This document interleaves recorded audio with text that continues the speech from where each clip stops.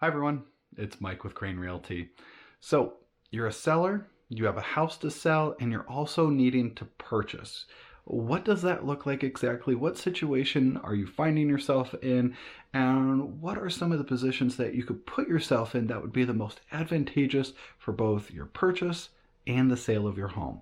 So let's talk about the market first of all and how that might relate to your course of action. So currently in the Rochester and Finger Lakes area that we're in, it's a bit of a seller's market. So that means you're one of the few homes that you're putting your property on the market, and there's tons of buyers that are reviewing your property or taking a look at it and writing offers. The flip side is if you're a buyer, in this situation, both a buyer and a seller, it's difficult to purchase, right? There's a lot of competition and there's very few homes. So there's maybe if you have a specific search, you're not finding as many homes that you would like to go take a look at. So with regard to selling your property and also purchasing, I always like to ask, whether they start as my buyers or start as my sellers, I always like to ask the question and flush this out with regard to the finances, because that usually determines what our financial credibilities and frankly capabilities of what we can ultimately do. There are some clients of mine that they need to actually sell their home in order to purchase. So that's known as being a contingency offer or buying contingent. So that would be a direct correlation with regard to the sale of their property has with regard to the offer they put in order to purchase, and hopefully that gets accepted, and then both transactions kind of move along pretty much at the same speed in tandem with one another, and then ideally get to closing, and then coordinating that closing, which is always a bit of a juggling match right at the very end, but we always get through it. So what happens with regard to a seller reviewing your offer in that circumstance? Well, there's an additional hurdle. When they review your offer, they say, okay, these folks are selling contingent.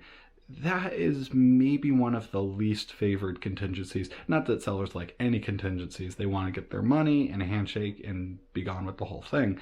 That would be the ideal. But in reality, there's a few contingencies to move forward with when they sell a property. Being contingent on a sale of a property is usually their least favorite.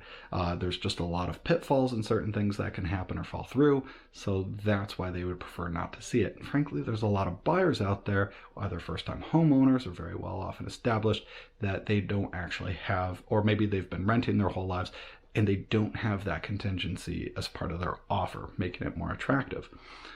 So I always like to ask the question, obviously incorporating the loan officer for financing that way, and saying, hey, are we actually able to purchase without being contingent on the sale of your home? What does that look like? If the answer is yes, it'll actually make their offer on future homes more attractive, obviously for the reasons that I just mentioned.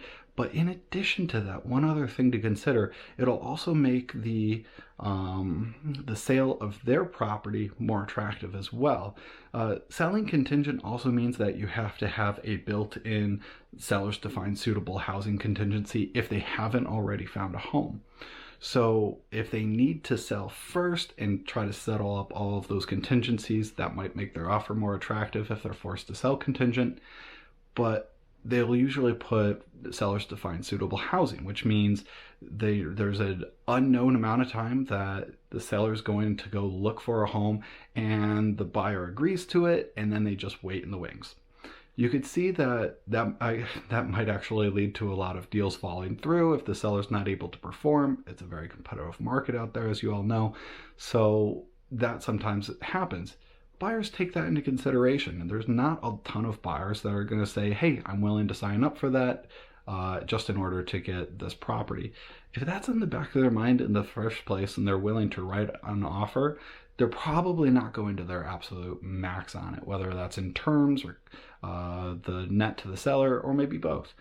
So you're going to actually improve if that contingency, sellers to find suitable housing, is not part of that. keeping these two transactions separate, if at all possible, is the preferred. If it has to be done together, then that's just the way it is. And then at that point, certainly working with a realtor who's done both, who has a really great track record at helping their clients, goes a long way in making sure that you're going to be the most successful with regard to your sale and your purchase.